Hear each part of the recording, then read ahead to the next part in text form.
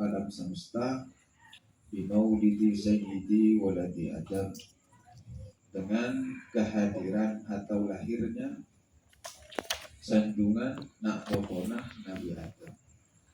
Jadi kita tetap ngaji tentang sejarah Kanjeng Nabi, bersifat-sifat Kanjeng Nabi.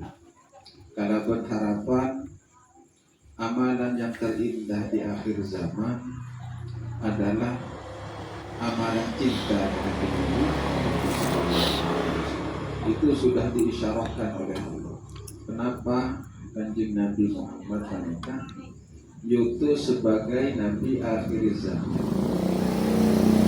Akan taat Allah Ta'ala mengingatkan kepada kita, dan akan taat Allah nikah ajalku bahwa sebaik-baiknya amalan di akhir zaman adalah amalan sholawat. Karena amalan sholawat itu ringan bacaannya, begitu ringan juga syarat-syaratnya, namun begitu besar nilai manfaat dan pahalanya di hadapan Allah. Jadi boleh kita ngarep ya, perkumpulan kita yang sudah rutin setiap malam Ahad, walaupun semangat mereka kadang perlu dipompa, terus malesan biasa. Sifat umat Kanjeng Nabi hingga ini kamu tahu usah mengambil sifat umat Kanjeng Nabi. Wa in kanu min qablu la fi dhalalin mubin. Wajib aku malam pola tema. Setidaknya kita saling sambung doa, meskipun untuk jaga mungkin saya tak sempat hadir, kita tetap untai doa untuk jaga manter-manter pada mulia syafaat Kanjeng Nabi. Berkita saya kumpul dalam istiqomahan muka-muka jadi bahasa kenal sama Allah Ta'ala. Amin. Ngiring kita kabiti qala al-musannifu rahimahullahu ta'ala wa nafa'ana bihi wa ma'lumihi wa ulumi ladunniyatihi wa amadana bi asrarihi wa khususiyatihi fid dharain. Bismillahirrahmanirrahim. Alhamdulillahilladzi nawwara wa qawwa hadhihi al-ummata ad-dha'ifata biwujudi Muhammadin sayyidil mursalin. Alhamdulillah, adapun segala puji lillahi adalah bagi Allah alladzi nawwara wa qawwa, yaitu zat yang telah menyinari wa qawwa dan memberikan kekuatan hadhil ummata ad-dha'ifata kepada umat ini, ad-dha'ifata yang lemah, kepada umat yang lemah, memberikan kekuatan dan menyinari dengan apa Allah Ta'ala kepada umat ini? Biwujudi, dengan adanya Muhammadin, Nabi Muhammad Sayyidil Mursalin, yaitu sanjungan para rasul, ratona para rasul. Alladzi albasahullahu tajan nubuwati, alladzi yaitu seseorang, albasahu yang telah memakaikan kepada alladzi, kepada Nabi Muhammad, Allahu siapa Allah, tajan nubuwati akan mahkota kenabian, wa ja'ala dan menjadikan siapa Allahu kepada Nabi, Nabiyal Anbiya, yaitu nabinya para nabi. Jadi nikah Kanjeng Nabi nikah, nabinya kita semua. Nabi Muhammad nikah perhalusan kata adalah Sayyidul Anbiya wal Mursalin. Tapi secara pada hakikatnya Kanjeng Nabi itu adalah Nabiul Anbiya, nabi. Jadi mun bederatona wali,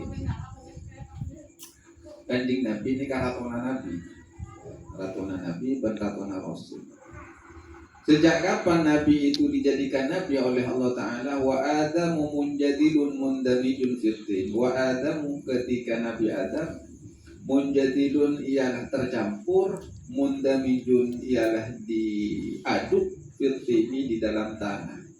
Artinya Rasulullah Nabi Muhammad itu sudah mendapatkan titel kenabian dari Allah ketika Nabi Adam belum diciptakan sebagai manusia. Artinya ketika masih dicampur, diadon dalam bentuk tanah. Istafa, memilih siapa Allahu kepada Nabi Muhammad, habiban sebagai kekasih, tabiban sebagai pengobat atau dokter, khususon terlebih khusus, min baini hadzal umumi ajma'in, terhadap umat-umat ini ajma'ina secara keseluruhan. Faqala tabaraka wa ta'ala, lalu qala berfirman tabaraka wa ta'ala, siapa Allah tabaraka wa ta'ala, wa huwa, dan adapun Allah, asdaqul qailina, ialah zat yang maha jujur dalam firman-Nya. Apa firman Allah sebagai bentuk bukti bahwa Nabi itu sudah memiliki titel kenabian dan sebagai rahmat untuk seluruh alam. Wa ma arsalnaka illa rahmatan lil alamin. Wa ma, dan tidaklah arsalna mengutus siapa aku kepada Muhammad illa kecuali rahmatan, sebagai pembawa rahmat, lil alamin, untuk seluruh alam.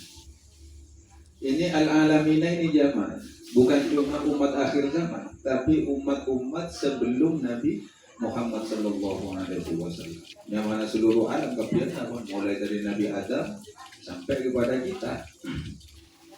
Nawwahat bimaji'ihi al-kutubu al-munazzalatu minal hayyis samadi. Nawwahat, menyebut-nyebut, bimaji'ihi, terhadap kedatangannya kanjeng Nabi Muhammad sallallahu alaihi wasallam. Siapa yang menyebut-nyebut al-kutubu, yaitu beberapa kitab, al-munazzalatu, yang diturunkan, minal hayyis samadi, dari zat yang maha hidup, as-samadi, lagi maha kekal, artinya dari Allah Ta'ala. Sebut-sebut Allah kanjeng Nabi ini kepada Allah dalam kitab-kitab yang sudah diturunkan oleh Allah Ta'ala kepada para nabi. Yang masyhur ya kitab yang 4 itu. Sedangkan perlu kita ketahui, kitab Allah yang diturunkan kepada manusia itu ada yang mengatakan sebanyak 104 kitab termasuk suhuf. Ada yang mengatakan 114. Tapi yang wajib diimani 4 kitab, yaitu Taurat, Zabur, Injil, Al-Quran. Tapi ada nabi yang ketika memiliki kitab dari Allah itu seperti Nabi Musa, kitab Taurat, juga dibekali kitab suhuf, lembaran-lembaran, aturan-aturan khusus yang dipakai oleh Nabi Musa. Termasuk Nabi Adam ketika pertama kali diturunkan ke dunia itu dikasih suhuf oleh Allah, agar syariat itu berjalan sebagaimana mestinya, sesuai dengan yang dikehendaki Allah Ta'ala. Sudah ada itu suhuf. Termasuk Nabi Ibrahim tadi kitab yang bareng suhuf. Makanya di dalam surat Al-A'la itu ada bacaan suhufi Ibrahim wa Musa. Suhuf-suhufnya Nabi Ibrahim dan suhuf-suhuf yang ada pada Nabi Musa. Nabi Musa dicetak lah ya. Taurat dibagi ke umat, surah akui ke umat. Suhuf yang Nabi Musa dibagi. Jadi dibantu. Jadi di sini Allah menyebut-nyebut terhadap kehadiran Nabi Muhammad dengan ayat wa mubasyiran bi rasulin ya'ti min ba'di ismuhu Ahmad. Ayat lengkapnya ini ada di juz 28. Ayat lengkapnya wa idz qala Isa ibn Maryam ya bani Israila inni rasulullah ilaikum jami'an alladziina wa idz qala Isa ibn Maryam ya bani Israila inni rasulullah ilaikum musaddiqan lima baina yadayya minat tawrati wa mubasyiran bi rasulin ya'ti min ba'di ismuhu Ahmad. Wa idz qala, dan ketika berkata Isa, siapa Nabi Isa ibnu Maryam, yaitu putra laki-lakinya Siti Maryam, ya Bani Israel, wahai penduduk Bani Israel, inni Rasulullah ilaikum, inni sesungguhnya aku Rasulullah ilaikum adalah utusan Allah yang diutus ilaikum terhadap kalian, musaddiqan lima baina yadayya minat Taurat, musaddiqan yang membenarkan lima terhadap sesuatu baina yadaya yang ada pada sebelumku, yaitu minat Taurati, dari kitab Taurat. Sebelumnya Nabi Isa kan kitabnya itu yang diturunkan kepada Nabi Musa, yaitu kitab Taurat sebelum Injil. Selain daripada itu, apa tujuan Nabi Isa diutus oleh Allah? Wa mubasyiran. Nah, ini di sini. Wa mubasyiran, sebagai pembawa kabar gembira. Birasulin dengan seorang rasul yakti yang akan datang mimbakti setelahku ismuhu, adapun namanya rasul itu Ahmad adalah Ahmad, dan Ahmad itu adalah Muhammad sallallahu alaihi wasallam. Jadi boneka-boneka ada. Sedangkan jarak dari Nabi Muhammad ke Nabi Isa itu masa fatrah 600 tahun. 600 tahun boneka-boneka ada. Nikah jaraknya Kanjeng Nabi Muhammad ke Nabi Isa, atau jaraknya Nabi Isa ke Kanjeng Nabi Muhammad. Sedangkan jaraknya Nabi Muhammad kepada Nabi Ismail, nikah kita boleh nikah, berkisar 800 tahun lebih, karena Rasulullah adalah dzurriyyahnya Nabi Ismail. Nabi Ismail adalah putranya Nabi Ibrahim.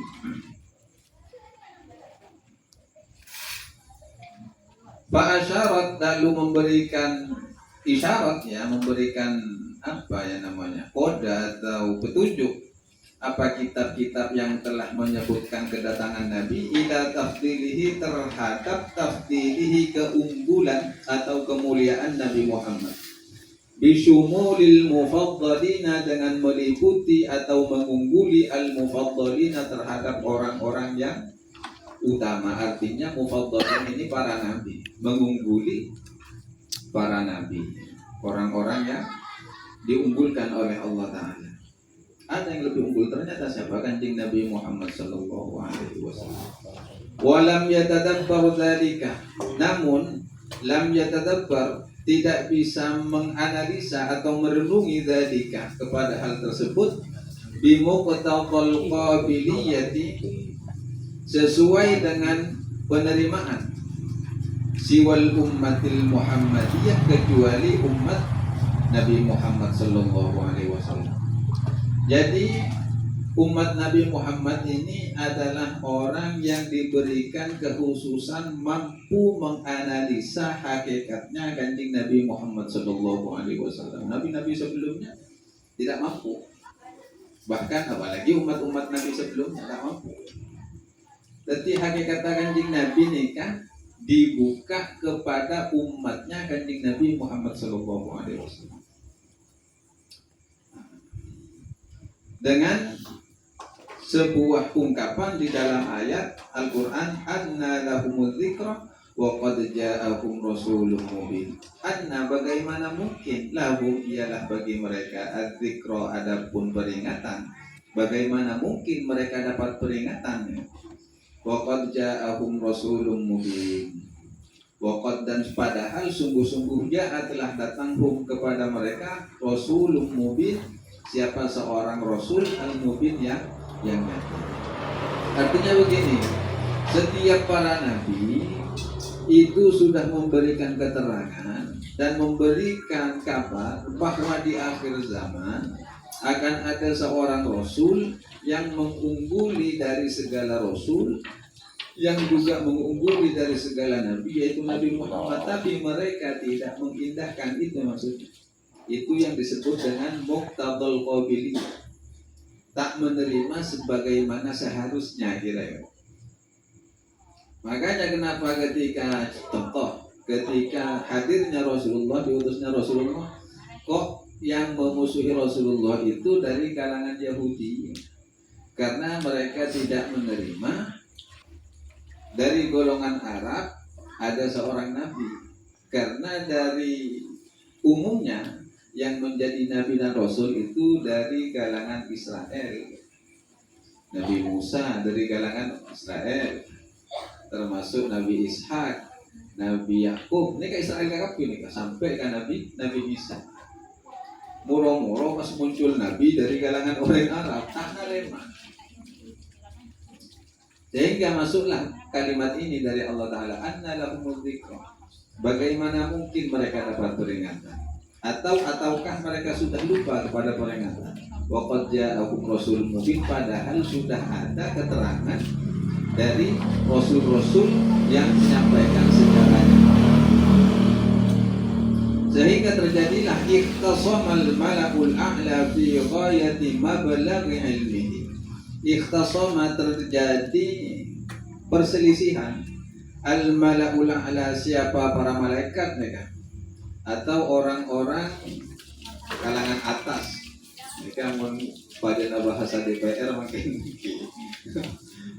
para birokrasi. Hah?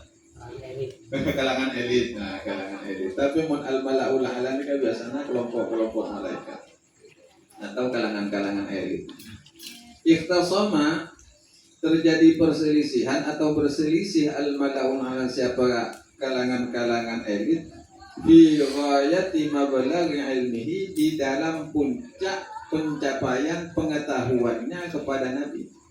Fi ghayati mabalaghi ilmihi, fi ghayati, di dalam puncak mabalaghi ilmihi, pengenalannya kepada Nabi Muhammad sallallahu alaihi wasallam. Orang mereka sampai makin benikun beralamban. Pada nyatanya mereka belum mengenal sepenuhnya tentang hakikatnya Kanjeng Nabi Muhammad sallallahu alaihi wasallam. Sehingga terjadi banyak perseteruan dan perselisihan paham.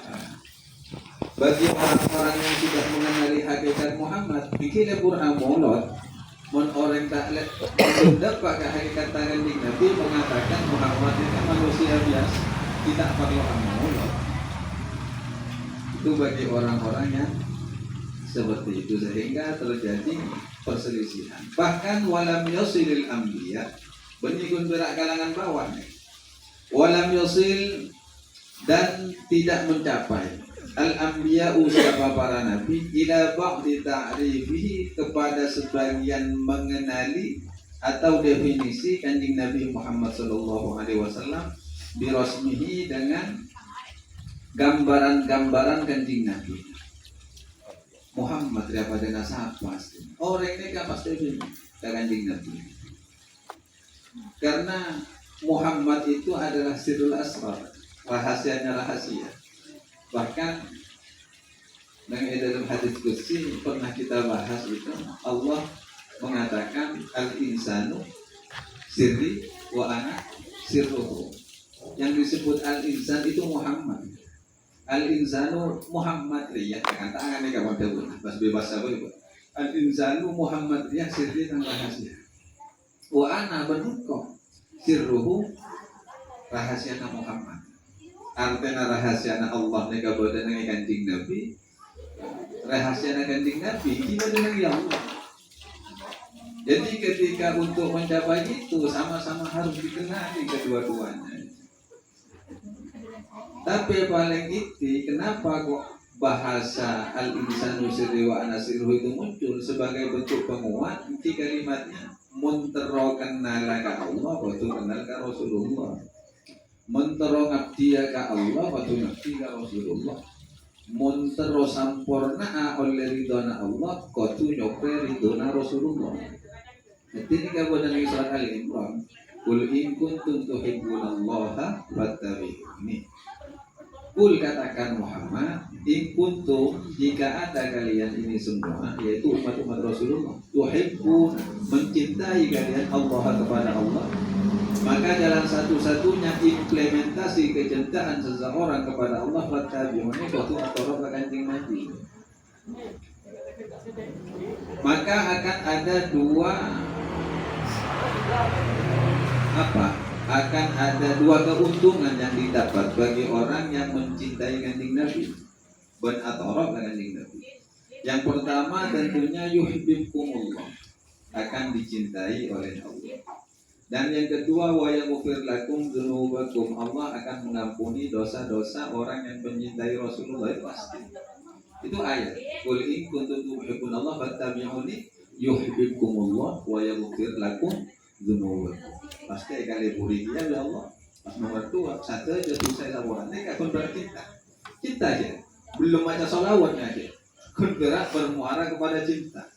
Nah, dalam untayan cinta itu pasti ada kalimat-kalimat indah sebagai bentuk sanjungan kepada sesuatu yang dipuja. Kan tak mungkin mungkin berak cinta malah tersimpan di dalam hati. Pasti akan terbatal sebuah ucapan melalui lisan sebagai bentuk gejolak cinta yang tak mampu dipendam di dalam dada sehingga terlontar sebuah kata.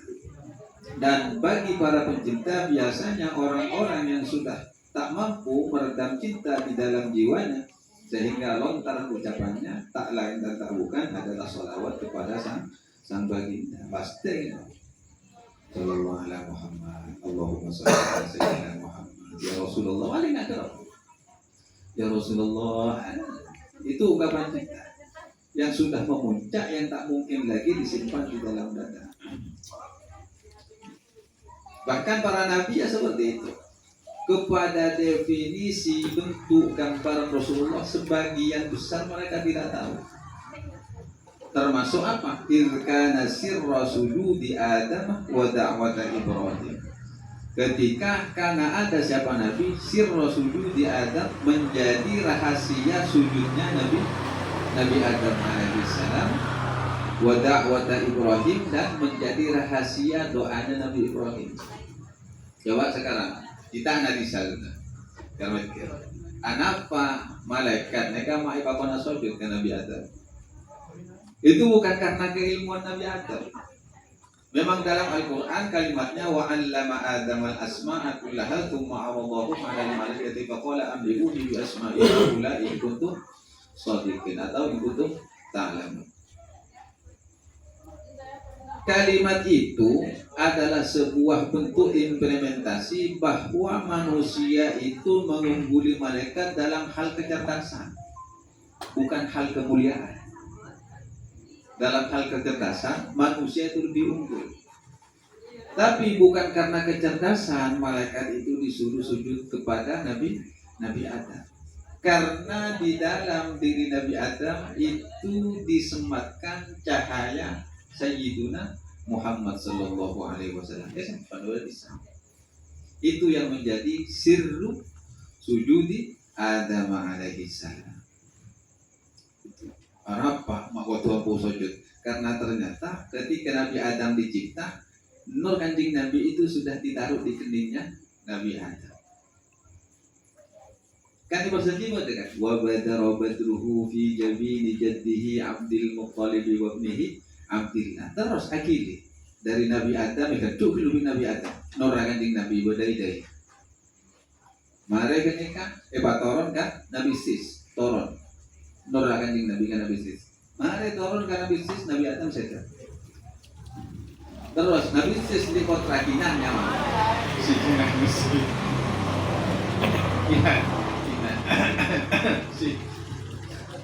Inan nur kanjeng Nabi ini kan toron kagina mare toron kagina Sayyidina Sis ini kan Nabi Sis ceta mari kena terus toron ini kasih kocak wa badara badruhu terus bergulir nur kanjeng Nabi Muhammad sampai Abdul Muttalib sampai ke Sayyid Abdul Muttalib pada kanjeng Nabi kan Sayyid Abdul Muttalib pas langsung disemayamkan, ditempatkan di rahimnya Siti Aminah, yaitu ibunda kanjeng Nabi Muhammad Sallallahu Alaihi Wasallam. Jadi ya seperti itu. Dan juga menjadi rahasianya doanya Nabi Ibrahim. Apa doanya Nabi Ibrahim? Itu ada 71 di surat Al-Baqarah.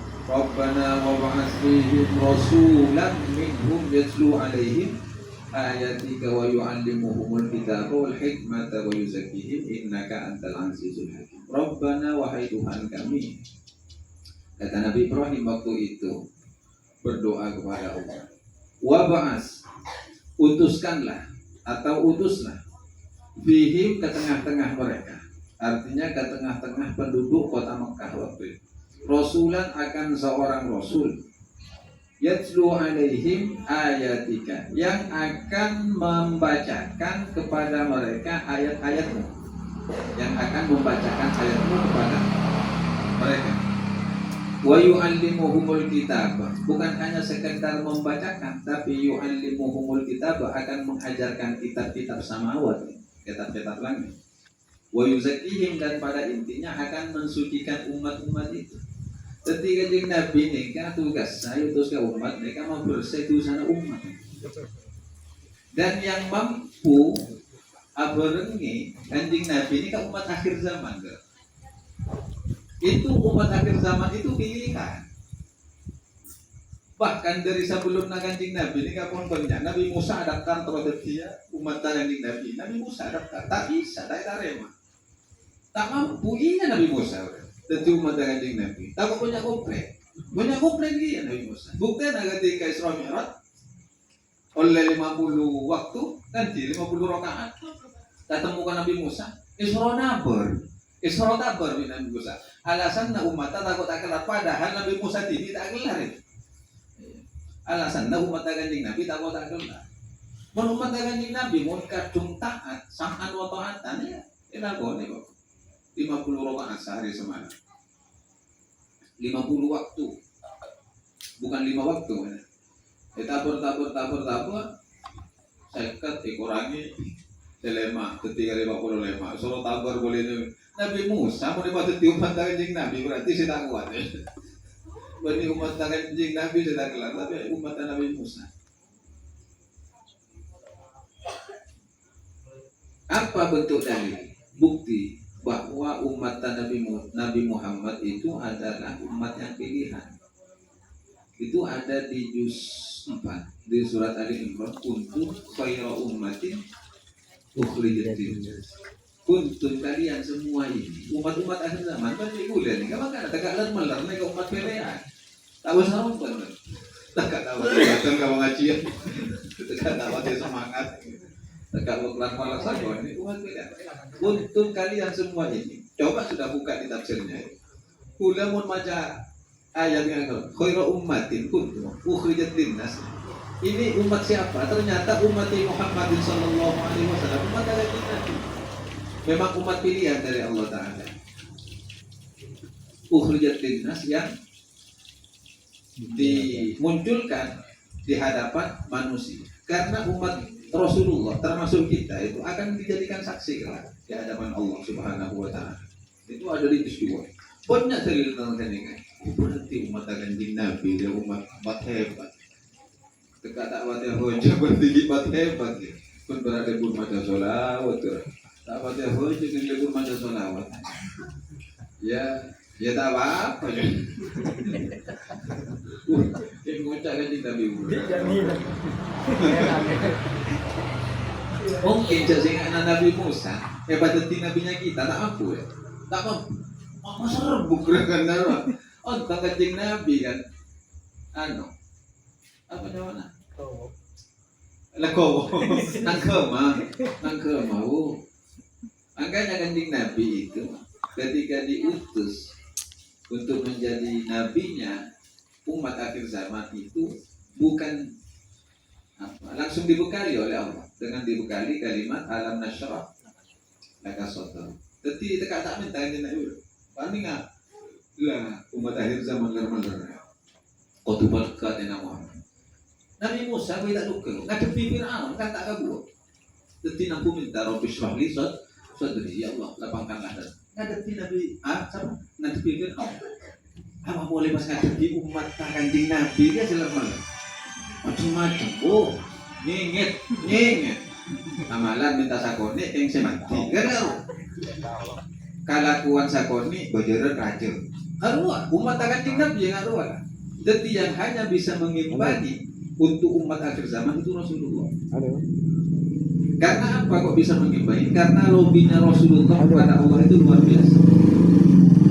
Termasuk lobinya Rasulullah kepada Allah pernah meminta, ya Allah pasrah umat abdina.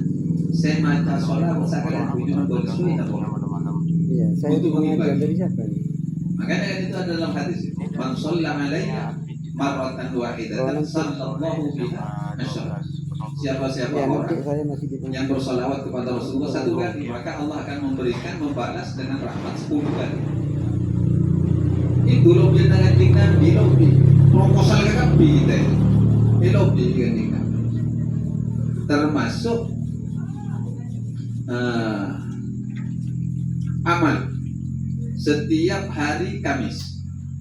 Setiap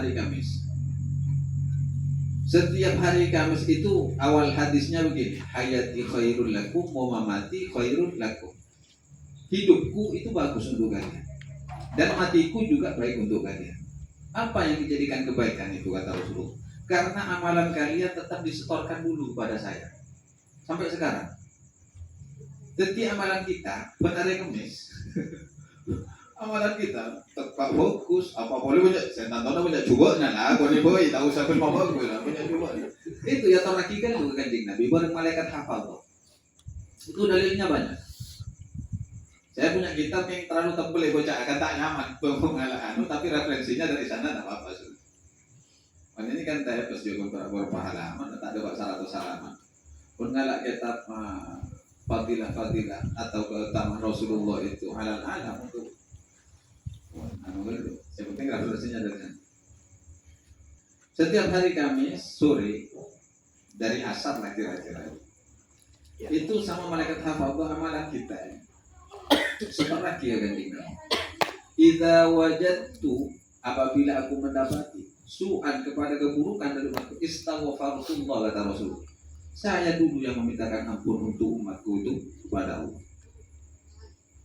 Kamis datang. Setor lagi boleh. Saminggu sekali ya. Kamis datang setor lagi boleh. Neka amalah umat ajunan khusus sana ya. Begitu penyebut ya. Penyebut ya. Itu latih yang Nabi. Ketika banyak bagusnya hamidullah. Saya memuji kepada Allah. Artinya pujian itu diberikan kepada umatnya yang sudah amalannya bagus agar semakin ditambah kebaikan. Rasulullah tahun sarofman ketika orang mustajab kanjeng Nabi itu. Maka ada puasa Senin Kamis. Hari Senin Rasulullah nyokor nikmat karena beliau lahir hari Senin. Diangkat jadi Rasul pada hari Senin dan diperintah untuk hijrah ke Madinah hari Senin. Itu puasa nyokor nikmat. Nah pada hari Kamis itu ternyata Rasulullah itu nerakaten umat. Aku puasa gitu. Orang lama tidak puasa gitu. Tekan sehari kan. Aku puasa. Enggak wiwa. Nah ya kan. Nah kun berapal-apal mujarobat bro kan apal mujarobat tak puasa boleh kan ini namun budak kebicuan tawan ya ada mau tak mati jadinya lagi siapa ya Rasulullah atirakat kalau Rasulullah seperti itu artinya begitu pedulinya Rasul terhadap umat apapun dilakukan bahkan termasuk atirakat untuk umatnya agar dosa-dosa dan kesalahan umat itu disapora ya Allah. Jadi syafaat Rasulullah itu bukan cuma di akhirat, itu sudah dipakai ketika di dunia. Jadi termasuk ini dari bagian rahasia doanya Nabi Ibrahim alaihi. Nazzahahu maulahu amma yaqulu dhalimun wallahu a'lam. Al-Fatihah. Ya,